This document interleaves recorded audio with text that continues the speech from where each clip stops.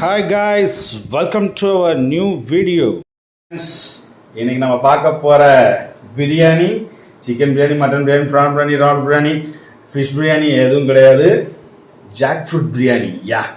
நம்ம பார்க்க போகிறது ஜாக் ஃப்ரூட் பிரியாணி தான் பார்க்க போகிறோம். அதுக்கு தேவையான இன்க்ரீடியன்ஸ் என்னென்னா, நம்ம எடுத்துருக்குது பாசுமதி ரைஸ். ஆமாம், கோஹினூர் பாசுமதி ரைஸ் எடுத்துருக்கோம். ஒரே ஒரு பெரிய எடுத்துருக்கோம். ஒரே ஒரு சின்ன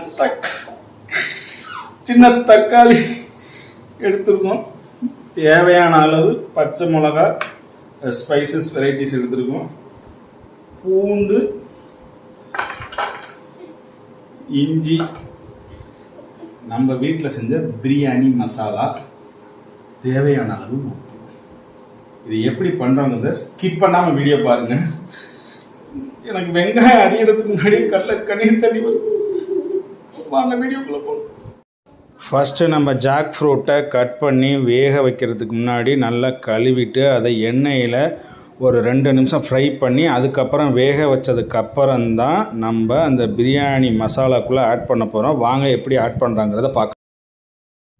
குக்கரை அடுப்பில் வச்சாச்சு, கோல்டுனர் எண்ணெய் ஊற்றியாச்சு, பசு நெய் 1 ஸ்பூன் போட்டுட்டு நம்ம கொஞ்சம் நேரம் வெயிட் பண்ணலாம். அதுக்கப்புறம் ஸ்பைசஸ் வெரைட்டி அதில் போட்டு அது பொரிஞ்சதுக்கப்புறம் நறுக்கி வச்ச பெரிய வெங்காயம் அதை போட்டு நல்லா கோல்டன்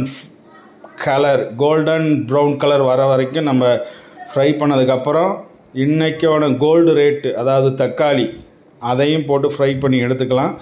பின்னாடி வரதை ஒரு சின்ன மியூசிக்கில் பார்ப்போம். அதுக்கு முன்னாடி நம்ம சேனலை சப்ஸ்கிரைப் பண்ணுங்கள், லைக் பண்ணுங்கள், ஷேர் பண்ணுங்கள், கமெண்ட் பண்ணுங்கள். மறக்காமல் பெல் ஐக்கானை கிளிக் பண்ணுங்கள். உங்கள் ஃப்ரெண்ட்ஸுக்கு ஷேர் பண்ணி விடுங்க. எதாக இருந்தாலும் நம்ம கமெண்ட் செக்ஷனில் போஸ்ட் பண்ணுங்கள். இப்போ இஞ்சி பூண்டு பேஸ்ட்டு போட்டாங்க. வாங்க நம்ம மியூசிக்குள்ளே போகலாம்.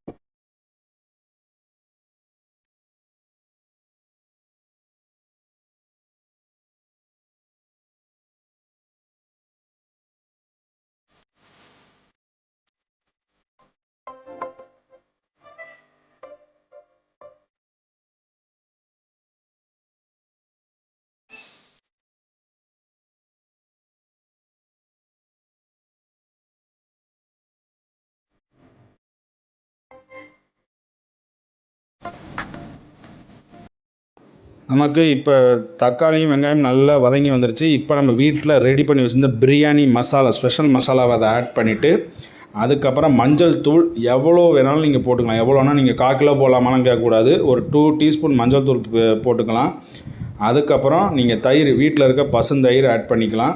அதுக்கப்புறம் நீங்கள் வேக வச்சு எடுத்து வச்சுருக்க அந்த பலாமூஸ், அதாவது ஜாக் ஃப்ரூட், அதையும் ஆட் பண்ணி தண்ணி ஊற்றி கொஞ்சம் நேரம் கொதிக்க விடணும். அதுக்கப்புறம் அரிசி போட்டு 3 விசில் இல்லை 2 விசில், அதாவது பாசுமதி ரைஸ் வந்து கரெக்டாக ஒரு 10 மினிட்ஸ் ஊற வச்சா போதும்.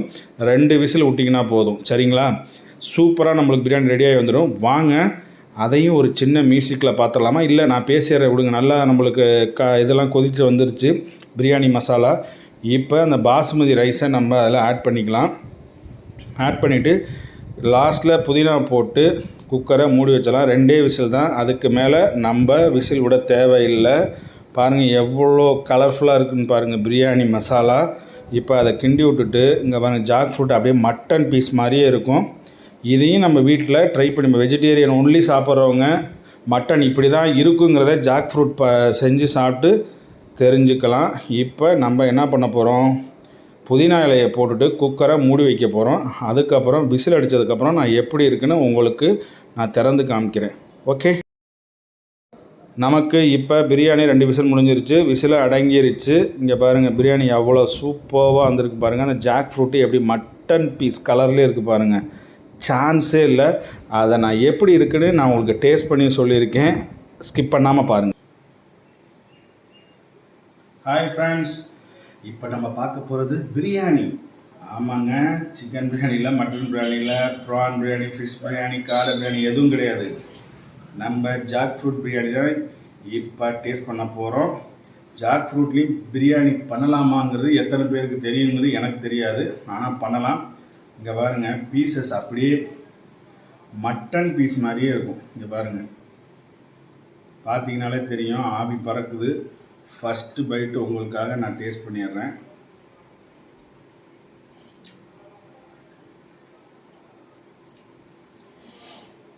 காரம், உரைப்பு எல்லாம் ஒரு 2 ஒன்று தான். காரம், உப்பு, அந்த டேஸ்டஸு, இந்த ஜாக் ஃப்ரூட்டில் இருக்க ஜூஸ் அந்த பிரியாணி ரைஸில் இறங்கி செம்மையாக இருக்குது. இதையும் ஒரு பைட் உங்களுக்காக சாப்பிட்டுக்கிறேன். அப்படியே மட்டன் சாப்பிட்ற மாதிரி தாங்க இருக்குது. அவ்வளோ சூப்பராக இருக்குது. நீங்களும் வீட்டில் ட்ரை பண்ணி பாருங்கள். நம்ம சேனலை சப்ஸ்கிரைப் பண்ணுங்கள், லைக் பண்ணுங்கள், ஷேர் பண்ணுங்கள், கமெண்ட் பண்ணுங்கள். மறக்காமல் பெல் ஐக்கானை கிளிக் பண்ணிடுங்க. உங்கள் ஃப்ரெண்ட்ஸுக்கு ஷேர் பண்ணி விடுங்க. ஒரு டிஃப்ரெண்ட்டான வீடியோவில் உங்களுக்கு நாளைக்கு பார்க்குறேன். பாய்.